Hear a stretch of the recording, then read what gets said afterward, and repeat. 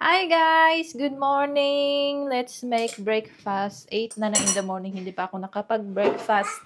So I have here yogurt at saka strawberries. Okay, Mama, Wait, mamas ka ha yogurt first. Yogurt. Ayan. Tsaka strawberries. Siya na maglalagay. Ano ba yan? Thank you, Keteki. Walnuts. Tulong na rin siya. Yes, walnut splits for omega-3. That's enough. Enough na.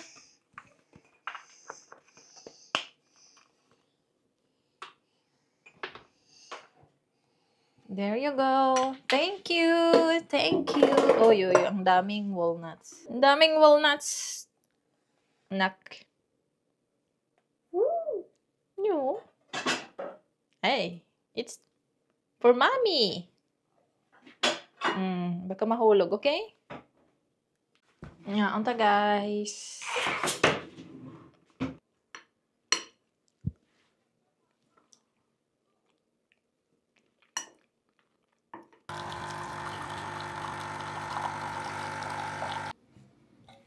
Daghan kay kog ipang cravings guys, pero dili na ko makita diri sa Europe. Kung magbuhat ko ako ang kagalingon, dili po siya same lasa sa akong ipang cravings, no? Like chicken joy, yung sa pa. Lechon. Wala akong ipang cravings lately. Ug humba. Then kabalo ko magbuhat og humba. Ang problema, ako ray mo kwaon, dili sa balay.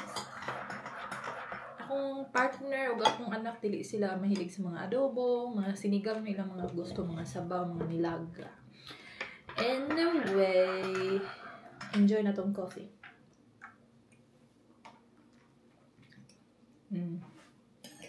Yum.